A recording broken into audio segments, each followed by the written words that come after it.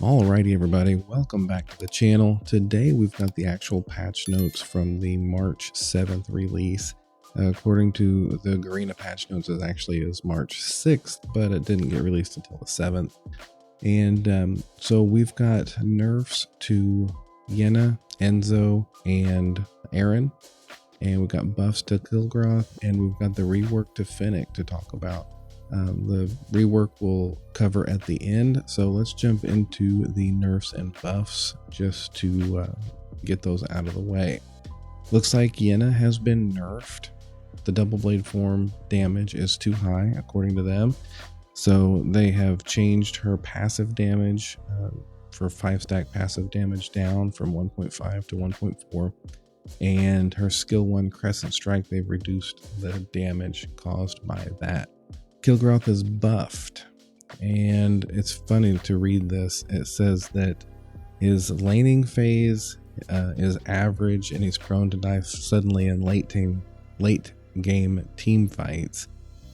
He can only make a difference in the short window in the mid phase. So they have buffed him a little bit for the early game, so they can ramp up to that mid phase a little bit, so that he can have a little more time where he's making a difference in the game. So skill 1 base damage is increased, cooldown is decreased, slow time is decreased, and skill 2 enraged spear, the cooldown is decreased. So they're hoping to help his early game a little bit. Enzo has been nerfed. He's exceeding the standards in all segments. So his skill 2, they have reduced his damage to a marked target. Erin has been nerfed. A lot of people are curious about this one. And I think it's probably a decent balance because someone who is good with Erin, if they're able to really get the dash and the kiting and get all the different phases figured out, she is pretty strong. But they've weakened her AD bonus. The win rate of Erin in terms of attack speed and crit is too high. So her passive fairy dance, they've reduced the normal attack enhancement. And ultimate laurel bloom is also down by the AD bonus. The base stats look like they've been increased a little bit, but I think the AD, the 0.4 versus 0.5 is a bigger difference than it looks. So those are the nerfs and the buffs. Let's go back and talk about Fennik and the rework to Fennik.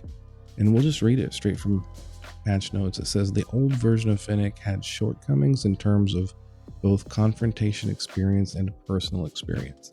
From a confrontation perspective, Fennik has the features of stunning enemies, charge movement, and untargetable effects can also be refreshed.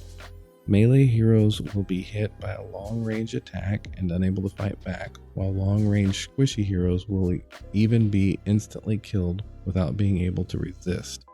From our own experience, in order to balance the above characteristics, we had to restrict Fennik's other values, making him far inferior to other archers in terms of stable damage output in the later period, deviating from the normal experience of archers.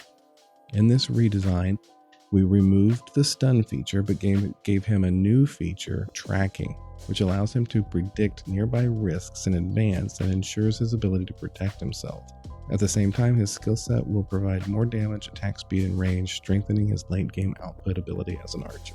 And when we talk about his passive, I'll put up a video of how that works, because all these other things are pretty easy to imagine, but I didn't really understand how his passive was going to work. So I'll put a little clip of it engaging in the test environment right now. So his passive every 6 seconds, he's going to gain vision on enemies for 1 second, and it'll actually point the direction of an enemy threat.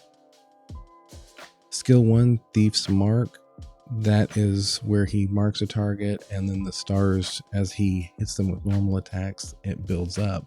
What they've done here is adjust the way that the marks work. Previously, you had to hit all 4 marks before you got that big burst of damage.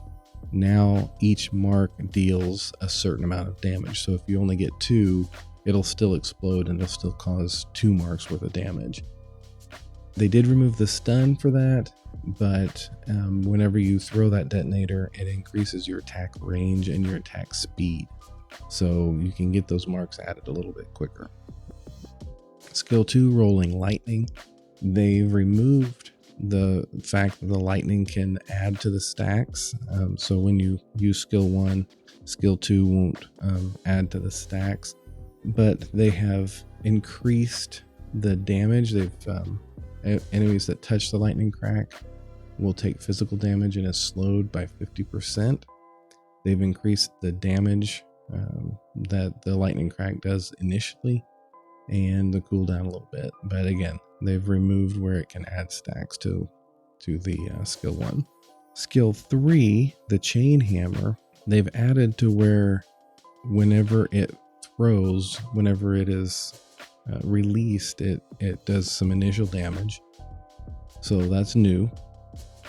They have reduced the amount of physical damage that it does as it spins to the targets. And they've removed the ability for it to critically strike. And they've also removed the ability for you to pull it back and slow people down. But what they've done in exchange is they've allowed every spin, every half second, a mark will be added. So if you mark someone with skill 1 and they try to run away, you can hit them with the ultimate ability, and that spin will add to those marks. It'll do the same damage that you see up here in skill 1. And when it does explode, it'll do that 4 marks worth of damage. And the cooldown of his ult has been reduced as well by more than 10 seconds. So that's everything we know about the March 7th patch, the Fennik rework, the buffs and nerfs. Something else to note with the patch, the Codex in North America did come back. Unfortunately, it's a repeat of last month's Codex. So if you've already had that one, there's no need to buy it again.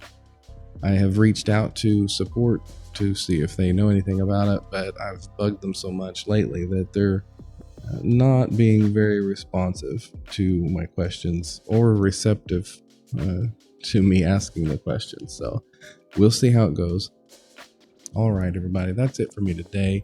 If you did enjoy the video, please hit the like button and consider subscribing. It really helps me to make these videos and see that the community is enjoying the content. So stay tuned for next time and some Fennik gameplay to see how his update is working in an actual game. And I will see you guys on the battlefield.